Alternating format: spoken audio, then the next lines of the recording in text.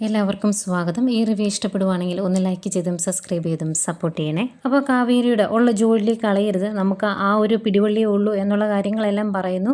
ഇങ്ങനെ പറഞ്ഞു കഴിയുമ്പം കാവേരി ചേച്ചി എനിക്കൊരു കാര്യം പറയാനുണ്ട് എന്ന് തിരിച്ച് പറയുമ്പം ഗംഗ പറയും, ഐഡി ഞാൻ നിനക്ക് ചമ്മന്തി എടുത്തില്ല, അതെടുത്തുകൊണ്ട് വരട്ടെ എന്ന്. അങ്ങനെ ഗംഗ അകത്തേക്ക് പോകുമ്പം രാജേശ്വരിയുടെ അടുത്ത് നടന്ന ആ സംഭവങ്ങൾ മൊത്തം ഇങ്ങനെ മനസ്സിൽ പോവാണ് കാവേരിക്ക് കേട്ടോ.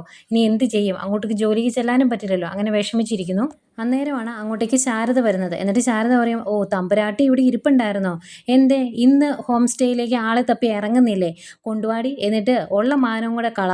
ഞാൻ മര്യാദയ്ക്ക് പറഞ്ഞതാണ് കയ്യിലുള്ള പൈസ കൊണ്ട് ജീവിക്കാമെന്ന്. അന്നേരം അതൊന്നും പോരാ, അവൾക്കങ്ങ് വലിയ കാശുകാരിയാണ്, അതിന് കണ്ടുപിടിച്ച മാർഗ്ഗമാണല്ലോ, അതിൻ്റെ പേരിൽ എന്തൊക്കെ ടെൻഷനാണ് അനുഭവിച്ചത്, ആ കൊച്ചിൻ്റെ ഭാഗ്യം കൊണ്ടാണ് അത് ഇന്ന് ജീവനോട് ഇരിക്കുന്നത് എന്നൊക്കെ പറഞ്ഞ് കാവേരി അങ്ങ് കുറ്റപ്പെടുത്തുവാണ്. ദേഷ്യം വരുന്നുണ്ട് കേട്ടോ കാവേരിക്ക്.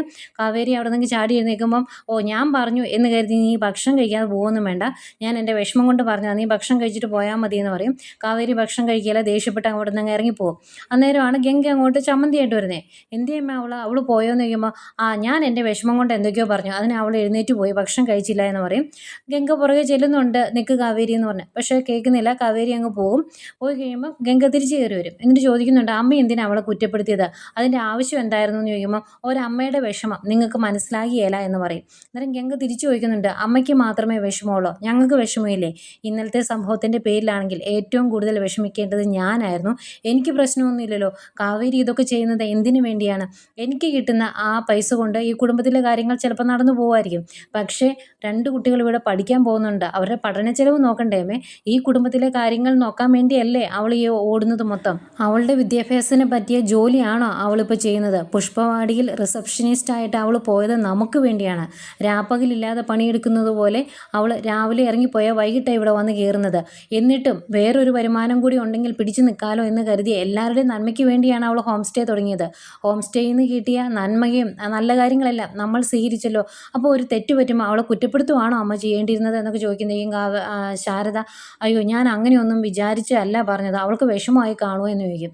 എന്നിട്ട് ഗംഗ പറയും, വിഷമമായി, അതുകൊണ്ടാണല്ലോ അവൾ ഭക്ഷണം കഴിക്കാതെ പോയത്, മിക്കവാറും ഉച്ചയ്ക്കും കഴിക്കുകയില്ല എന്ന് പറയുവാണ്. അന്നേരം ശാരദ പറയുന്നു, ഉച്ചയ്ക്ക് ഞാൻ അവൾക്ക് കഴിക്കാനുള്ള ഫുഡ് അങ്ങോട്ട് കൊണ്ടു കൊടുത്തോളാം, അങ്ങനെ അവളെ പിണക്കം മാറ്റിക്കോളാം എന്ന്. ഈ സമയം നമ്മുടെ വിനീത് രാവിലെ എഴുന്നേറ്റ് വന്ന് പുറത്തിരുന്ന് നവീനെ ഫോൺ വിളിക്കുക കേട്ടോ. ഫോൺ വിളിച്ച് നവീൻ ഉറക്കത്തിലായിരുന്നു. ഫോൺ എടുത്ത് കഴിയുമ്പം ഇവിടുത്തെ കാര്യങ്ങൾ നടന്ന കാര്യങ്ങളൊക്കെ പറയുവാണ്. എടാ ഇന്നലെ കാവേരിയുടെ ഹോം സ്റ്റേയിൽ ചില പ്രശ്നങ്ങൾ നടന്നു എന്ന് പറഞ്ഞ് കാര്യങ്ങളെല്ലാം വിശദമായിട്ട് വിനീത് നെവിനോട് പറയുന്നു. അന്നേരം ഇത് ബാക്കിൽ നിന്ന് കേൾക്കുന്നുണ്ട് വിനീതിൻ്റെ അമ്മ. അന്നേരം വിനീതിൻ്റെ അമ്മ മനസ്സിൽ ഓർക്കുന്നുണ്ട്, അപ്പോൾ അവളാണ് എൻ്റെ മോൻ്റെ നെറ്റിയിലേക്ക് ഈ തിരുമുറിവ് കൊടുത്തത്, അത് ഞാൻ ശരിയാക്കി തരാമെന്ന് പറഞ്ഞ അകത്തേക്ക് പോകുന്നത്. അടുത്ത പ്രശ്നത്തിനുള്ള വഴി അവിടെ തുറന്നു വെച്ചേക്കുവാണ്. പിന്നെ ഈ കാര്യങ്ങളെല്ലാം അറിഞ്ഞു കഴിയുമ്പം നെവിൻ പറയുന്നുണ്ട്, അങ്ങനെയാണെങ്കിൽ അവരെ വെറുതെ വിടാൻ പറ്റുമല്ലോ, ഈ സംഭവം ഇനി ആവർത്തിച്ചാൽ എന്ത് ചെയ്യും, അതുകൊണ്ട് അവരെ വെറുതെ വിടരുതടാ, എന്താണെന്ന് വെച്ചാൽ നമുക്ക് ചെയ്യാമെന്ന് പറയുമ്പോൾ വിനീത് പറയുന്നുണ്ട്, എന്തൊക്കെയാണ് ചെയ്യേണ്ടതെന്ന് അറിയാൻ വേണ്ടിയാണ് ഞാൻ നിന്നെ വിളിച്ചത്, എനിക്കിങ്ങനെയുള്ള കാര്യങ്ങൾ കറക്റ്റ് അറിയില്ല എന്ന്. അന്നേരം നെവിൻ ചോദിക്കും, അവരുടെ ഐഡൻറ്റി കാർഡിൻ്റെ കോപ്പിയൊക്കെ നിൻ്റെ കയ്യിലില്ലേ, അതൊക്കെ എടുത്തുകൊണ്ട് നീ കടയിലേക്ക് പോരെ, ഞാനും അങ്ങോട്ടേക്ക് വന്നോളാം, ഏതായാലും നമുക്ക് ആദ്യമേ ഒരു പരാതി കൊടുക്കാമെന്ന് പറയുവാണ് പോലീസ്. നെവിൻ അവിടുന്ന് ചാടി എഴുന്നേറ്റ് പോകാൻ തുടങ്ങുമ്പോൾ അങ്ങോട്ടേക്ക് ആസിഫ് വരും. എന്നിട്ട് നീ എങ്ങോട്ട് പോവുകയാണ് എന്ന് ചോദിക്കും. അന്നേരം കാവേരിയുടെ ഹോം സ്റ്റേയിൽ ഇന്നലെ ഇങ്ങനെയുള്ള പ്രശ്നങ്ങളൊക്കെ നടന്നു, അതുകൊണ്ട് പരാതി കൊടുക്കാൻ പോവുകയാണ് എന്ന് പറയുന്നു. എന്നിട്ട് നെവിൻ്റെ തന്നെ കൂട്ടത്തിലുള്ള ഒരു കൂട്ടുകാരൻ ഒരു ലീഡിങ് വക്കീലിൻ്റെ മകനാണ്, അപ്പോൾ അയാൾ മുഖേന നമുക്ക് ഈ കാര്യങ്ങളെല്ലാം മുന്നോട്ട് കൊണ്ടുപോകാം എന്നൊക്കെ പറയുന്നുണ്ട്. അന്നേരം ആസിഫ് പറയും, വേണ്ട ആ കാര്യം നീ അങ്ങ് വിട്ടേരെ എന്ന്. അന്നേരം അതെന്താണ് നീ അങ്ങനെ പറഞ്ഞത്, ഇന്ന് കാവേരിയുടെ ഹോം സ്റ്റേയിലാണ് അത് നടന്നതെങ്കിൽ നാളെ ചിലപ്പോൾ ഇവിടെ നടക്കും, അന്നേരം നീ അത് പോട്ടെ എന്ന് പറയുമോ എന്ന് ചോദിക്കുമ്പം ആസിഫ് പറയുന്നുണ്ട്, അതിൻ്റെ പിന്നിലുള്ള എല്ലാവരെയും അറസ്റ്റ് ചെയ്തിട്ടുണ്ടെങ്കിൽ ആൻറ്റിയും അറസ്റ്റ് ചെയ്യേണ്ടി വരും എന്ന്. അന്നേരമാണ് നെവിൻ ആ കാര്യങ്ങൾ അറിയുന്നത്, ഇതിൻ്റെ എല്ലാം പിന്നിൽ രാജേശ്വരിയാണ് എന്ന്. നല്ല ദേഷ്യം വരുന്നുണ്ട് നെവിന് അന്നേരം. ഈ സമയം രാജേശ്വരി അവിടെ ഇതിനു മുമ്പ് ഉണ്ടായിരുന്നതും ഇവർ പുറത്താക്കിയതുമായ ഒരു റിസപ്ഷനിസ്റ്റിനെ തിരിച്ചെടുക്കുന്നുണ്ട്. എന്നിട്ട് അവരോട് പറയുന്നുണ്ട്, നിൻ്റെ പ്രാരാബ്ദവും ബുദ്ധിമുട്ടും ഒക്കെ മനസ്സിലാക്കിയത് കൊണ്ടാണ് നിന്നെ തിരിച്ചെടുക്കുന്നത്, ഇനി മര്യാദയ്ക്ക് അനുസരിച്ച് നിന്നോണം, അല്ലെങ്കിൽ രാജേശ്വരിയുടെ മറ്റൊരു മുഖം കൂടി നിനക്ക് കാണേണ്ടി വരും എന്ന്.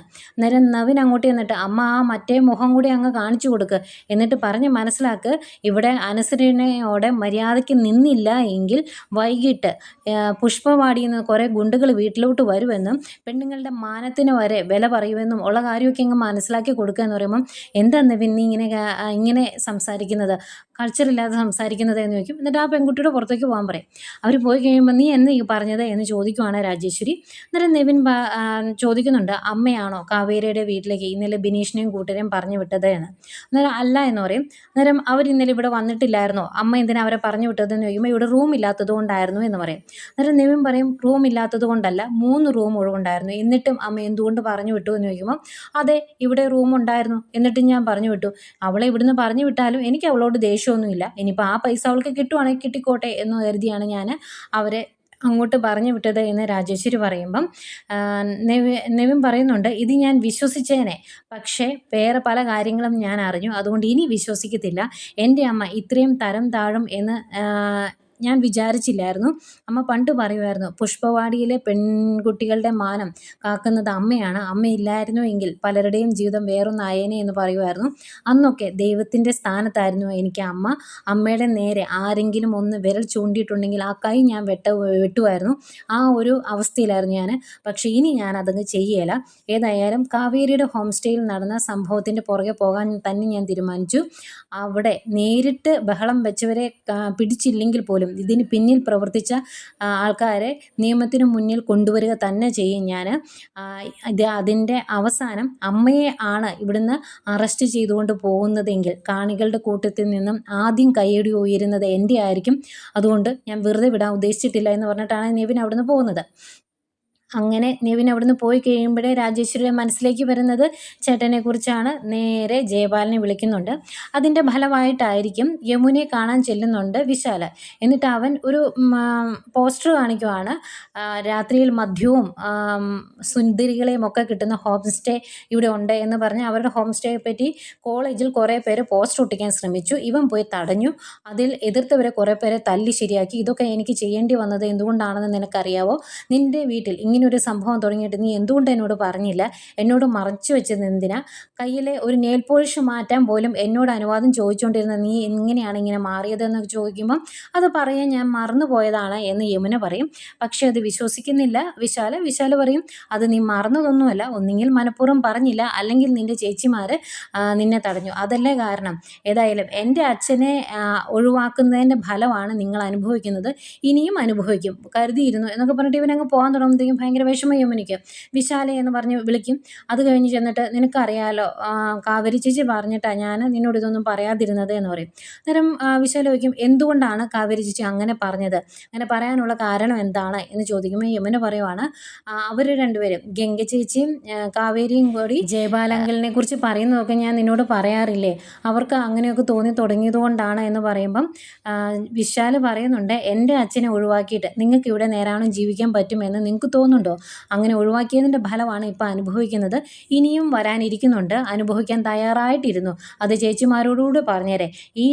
ആ പോസ്റ്റർ എടുത്ത് കൈ കൊടുത്തിട്ട് പറയുകയാണ്, ഇതൊരു അവാർഡായിട്ട് വീട്ടിൽ തന്നെ കൊണ്ട് ഒട്ടിച്ചു വെച്ചേരെ എന്നൊക്കെ പറഞ്ഞ് കൊടുത്തിട്ട് പോവാണ്.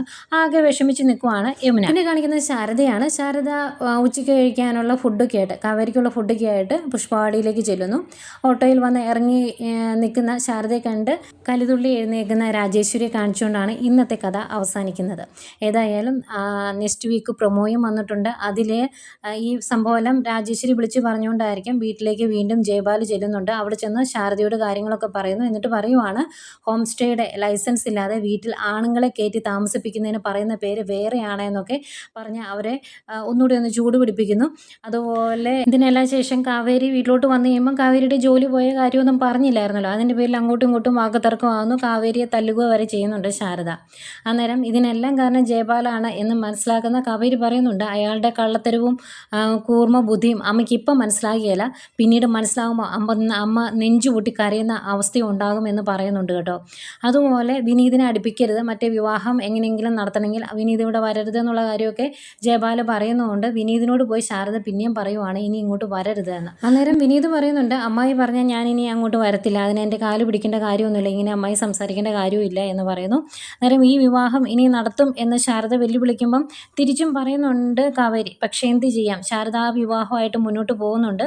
അതുപോലെ വിവാഹ നിശ്ചയം നടത്താനുള്ള തീയതിയൊക്കെ കുറിച്ച് വിവാഹ നിശ്ചയം നടത്തുന്ന സമയത്ത് വിനീത് അങ്ങോട്ട് വരുമ്പോൾ അപ്പോഴും വിനീതിനോട് അവിടുന്ന് പോകാൻ പറയുവാണ് ശാരദ. അന്നേരം എന്നെ എല്ലാവരും കണ്ടല്ലോ, വന്നപ്പം വിനീതിനെ എല്ലാവരും കണ്ടു, അവിടെ ഉള്ളവരും കണ്ടല്ലോ, അതുകൊണ്ട് ഞാൻ ഈ ചടങ്ങ് കഴിയുന്നിടം വരെ ഇവിടെ നിന്നോട്ടെ അമ്മായി എന്ന് ചോദിക്കുന്ന വിനീതിനെയാണ് കാണിക്കുന്നത്. വിനീതിന് ഭയങ്കര സങ്കടമാകുന്നുണ്ട് കേട്ടോ. എന്തായാലും ഇതൊക്കെ വീക്കെൻഡ് പ്രൊമോ ആയിട്ട് കാണിച്ചതാണ്. എന്തൊക്കെ സംഭവിച്ചാലും വിനീത് വിവാഹം കഴിക്കുന്നത് ഗംഗയെ തന്നെയാണ്. അതുകൊണ്ട് ജയപാലിൻ്റെ ഈ കള്ളക്കളിയുടെ എല്ലാം അവസാനം അയാൾ തന്നെ തോറ്റുപോകും. അതുകൊണ്ട് നമുക്ക് കാണാനും ഒരു ഇൻട്രസ്റ്റ് ഉണ്ടാകും. അപ്പം അടുത്ത ആഴ്ച എപ്പിസോഡുകളുമായിട്ട് നമുക്ക് കാണാം.